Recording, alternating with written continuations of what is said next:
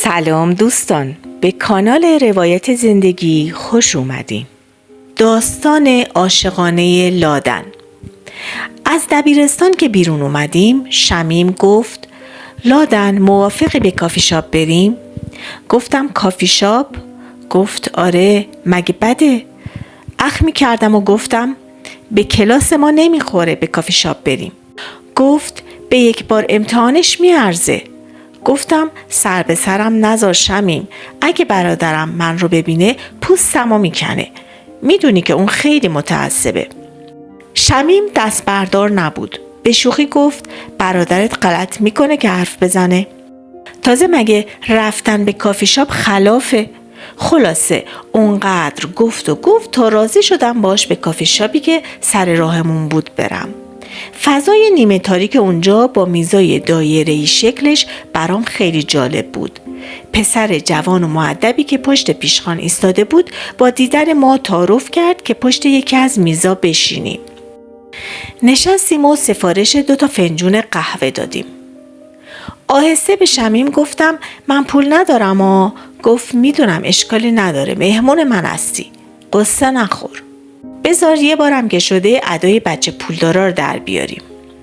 یکی از انگشتاشو توی دستم گرفتم و فشار دادم و گفتم اگه پدر بیچارت بدونه که پولاشو چجوری خرج میکنی دمار از روزگارت در میاره.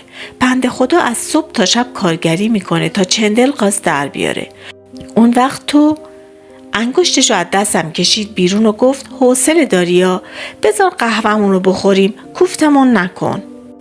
خندیدم و گفتم آخه فقط این که نیست، کفش و لباسای رنگ و برنگ. گفت خب چه اشکالی داره؟ من دوست ندارم کسی فکر کنه من بی پولم. پیش خدمت 2 فنجون قهوه روی میز گذاشت و شکردون رو گذاشت کنارش. 2 قاشق مرباخوری شکر تو فنجون ریختم و اون رو به هم زدم. اولین جرعه رو که میخواستم بنوشم نگاهم به پسر جوانی افتاد که پشت میز روبرو نشسته بود. زود نگاهم رو دزدیدم. اونم سرش رو پایین انداخت. جوان محجوبی به نظر میرسید. قهوه رو که خوردیم و میخواستیم از کافی شاپ بیرون بیاییم دوباره نگاهمون به هم تلاقی کرد. قلبم به شدت شروع به تپیدن کرد. چنین احساسی رو تا به حال تجربه نکرده بودم. شمیم که متوجه تغییر حالم شده بود تا نزدیکی‌های خونه سوال پیچم کرد. هی میگفت چی شده؟ چرا سرخ شدی؟ گفتم هیچی، نگرانم کسی ما رو دیده باشه و به برادرم بگه. شمیم گفت حرف مفت نزن، بگو چرا یک دفعه حال و هوات فرق کرده. گفتم چیزی نیست. هرچی گفت و پرسید جواب پرت و پلا دادم تا بالاخره به خونه رسیدیم و از هم خداحافظی کردیم. تا شب حال و حوصله و حواس درست و حسابی نداشتم. یه جوری شده بودم. مدام به فکر اون جوان بودم. در نگاهش خیلی حرفا بود. دلم میخواست بیشتر از اون بدونم. اما خودم رو قانع کردم که همه چیز در یک لحظه اتفاق افتاده و دیگه هم اون اتفاق تکرار نمیشه. چون نه اون آدرس درستی از من داشت و نه من اون رو میشناختم. صبح که از خواب بیدار شدم تنم به شدت درد میکرد. انگار ساعتها یک بار سنگین رو جا به جا کرده بودم. اگه دست خودم بود به مدرسه نمی رفتم و تا ظهر می خوابیدم. با بیمیلی کلاسورم رو زیر بغل زدم و از در خونه که خواستم بیرون برم مادرم گفت کجا؟ بازم که بدون صبحانه را افتادی. بعد لقمه نون و پنیر دستم داد و گفت توی راه بخور وگرنه ضعف میکنی مامان جان. با اکراه لقمه رو گرفتم، کفشم رو پوشیدم و با عجله از خونه بیرون زدم. توی مدرسه‌ام از بچه‌ها فاصله گرفتم. شمیم اومد پیشم و گفت چرا از دیروز تا حالا جنی شدی لادن؟ گفتم سر به سرم نذار شمیم، بذار به حال خودم باشم. مدرسه که تعطیل شد ترجیح دادم تنها به خونه برم. میخواستم توی راه فکر کنم و هنوز 200-300 قدم از مدرسه دور نشده بودم که اون جوون رو دیدم. کنار یه درخت ایستاده بود. دوباره همون حالت دیروز به من دست داد. میخواستم از کنارش دور شم که نامه ای رو به طرفم گرفت و گفت نمیتونم اینجا صحبت کنم، همه چیزو تو نامه نوشتم. مردد بودم که نامه رو بگیرم یا نگیرم. اگه آشنایی من رو میدید و به خانوادم میگفت چی میشد؟ قلبم بهم فرمان داد که نامه رو از دست اون پسر بگیرم. وقتی نامه رو لوی کلاس رو هم گذاشتم و راه افتادم مثل بید میلرزیدم. همه این ماجرا ظرف 10-20 ثانیه اتفاق افتاده بود. اما چنان خیس عرق شده بودم که انگار چندین کیلومتر دویدم. حال عجیبی داشتم. به خونه که رسیدم توی انبار رفتم و شروع به خوندن نامه کردم. متن نامه به این صورت بود: سلام، اسم شما رو نمیدونم و بیشتر از یک بار، البته با امروز که نامه رو به دستتون میدم، 2 مرتبه شما رو تا حالا دیدم. دیروز وقتی در کافی شاپ نگاهم به نگاه شما خورد، آتشی در درونم برپا شد.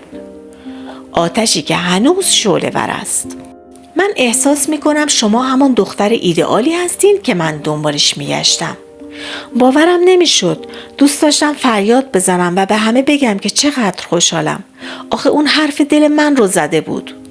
پس اونم مثل من از دیروز تا حالا حال من رو داشت. با خودم گفتم لادن باید سنگین و رنگین باشی. مبادا شماره تلفن و آدرستو به اون بدی. بعد خندم گرفت. ما که تلفن نداشتیم. تا صبح روز بعد هزاران فکر در مورد راه‌های مختلف به ذهنم رسید و عاقبت تصمیم گرفتم به اون جواب مثبت بدم. بعد از ظهر که از مدرسه تعطیل شدم بازم تنها به طرف خونه راه افتادم و شمیم رو که اصرار داشت با من بیاد با کلک از سرم باز کردم. اون که هنوز اسمش رو هم نمیدونستم کنار همون درخت ایستاده بود. وقتی میخواستم که از کنارش رد بشم نامه‌ای که شب قبل براش نوشته بودم و به دستش دادم. اون گفت چرا اسمتون رو ننوشتین؟ گفتم اسم من لادن هستش. میتونید به خواستگاریم بیایید چون از دوستیای خیابونی اصلا خوشم نمیاد. موقع خواستگاری حرف هامون رو میزنیم. این نامه رو بعد از چندین بار نوشتن و پاره کردن پاک نویس کرده بودم و دلم میخواست همون لحظه میبودم و عکس‌العمل اون رو بعد از خوندن نامه میدیدم. 3 روز گذشت. هیچ خبری از اون نشد. دیگه کنار اون درخت نمی ایستاد. حالم گرفته شده بود. حدس میزدم به خاطر اینکه فقیرم عقب کشیده. انتظار چنین برخوردی رو داشتم. میتونستم به دروغ چیزایی رو بنویسم که وجود خارجی نداشت، ولی آخرش که چی؟ اینطور بهتره. پس اون از من دل کنده بود. خب معلومه اینکه یک پسر ثروتمند به خواستگاری دختر فقیر بیاد فقط مخصوص فیلمای هندی هستش. کم کم داشتم فراموشش میکردم که دوباره سر و کلش پیدا شد. غمگین بود. به جای اینکه نامه‌ای به من بده آروم شونه به شونه من راه افتاد و گفت متاسفم که دیر شد. پدر و مادرم مخالف ازدواج من و شما هستن. میگن ما از لحاظ خانوادگی به هم نمیخوریم. اشک توی چشام جمع شده بود. بهش گفتم خب درست میگن. بهتر من رو فراموش کنی. جواب داد نمیتونم. به نظر من پول و ثروت اهمیتی نداره. راضیشون میکنم. قول میدی صبر کنی؟ داغ شدم. دوباره امیدوار شدم. با صدای لرزون گفتم چقدر صبر کنم؟ گفت 1 ماه. به من 1 ماه مهلت بده، راضیشون میکنم. قبول کردم و اون با خوشحالی رفت. 1 ماه بعد خبر جالبی رو به من داد. گفت که اونا رو راضی کردم. به پدر و مادرت بگو آماده باشن. میخوایم برای خواستگاری بیایم خدمتشون. قبل از اون مادرم میخواد تو رو ببینه. نمیدونستم چی بگم. از شادی داشتم پر در می آوردم. چند روز بعد با مادرش در یکی از پارک‌ها قرار گذاشتیم. زن متشخص و مهربونی بود. من رو در آغوش گرفت و بوسید و بعد گفت ببین دخترم، تو هیچ عیبی نداری. سعید از تو خیلی تعریف میکنه، اما ازدواج شما عاقبت خوبی نداره. ما برای سعید که پسر بزرگمون هستش نقشه‌های زیادی داریم. از لحاظ خانوادگی هم فاصله زیادی بین ما هست. جا خوردم. چرا این حرفا رو زد؟ مگه قرار نبود به خواستگاری من بیان؟ پس برای دلخوشی سعید اون حرفا رو زده بودن؟ به مادر سعید گفتم از من چی میخواید؟ 3 بسته اسکناس 100,000 تومانی از توی کیف دستیش بیرون آورد و گفت این رو بگیر و خودت رو کنار بکش. به سعید بگو دوستش نداری. دستش رو پس زدم و گفتم پول لازم نیست. درست من فقیرم، اما حرفمو قطع کرد و گفت معذرت میخوام دخترم، قصد توهین نداشتم. میدونی سعید احساساتی شده. 100 تا دختر پولدار حاضرن زن سعید بشن. مادر سعید همه چیزو با پول میسنجید. اشکام سرازیر شد و در حالی که از اون دور می شدم گفتم نگران نباشید، به پسرتون جواب منفی میدم. روز بعد که سعید رو دیدم بهش گفتم میخوام یه حقیقتی رو بهت بگم. سعید پرسید چه حقیقتی؟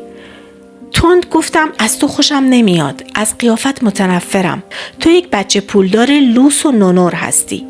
سعید گیج شده بود و با ناباوری به دهنم چشم دوخته بود. گفتم دوست ندارم به خواستگاریم بیای. سعید بغض کرد و گفت این حرف آخر تو هستش؟ گفتم آره دیگه، نمیخوام ببینمت.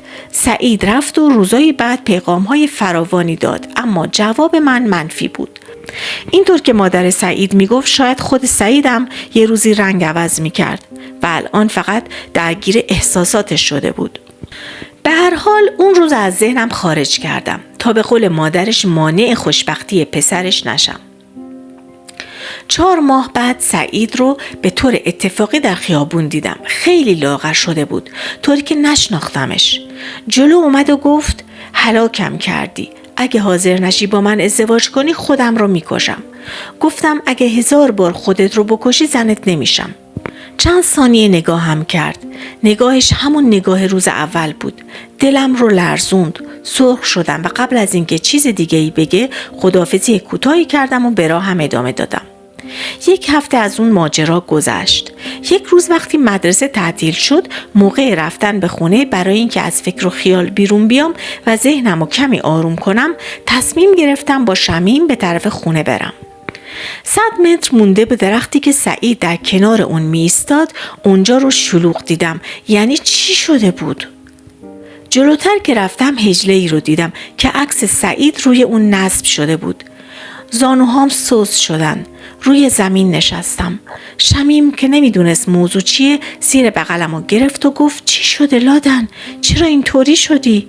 به عکس سعید اشاره کردم و گفتم نگاه کن، اون رو میشناسی؟ با تعجب نگاه کرد و گفت نه. خدا بیامرزتش، چطور مگه؟ گفتم هیچی، برو جلوتر بپرس چرا مرده.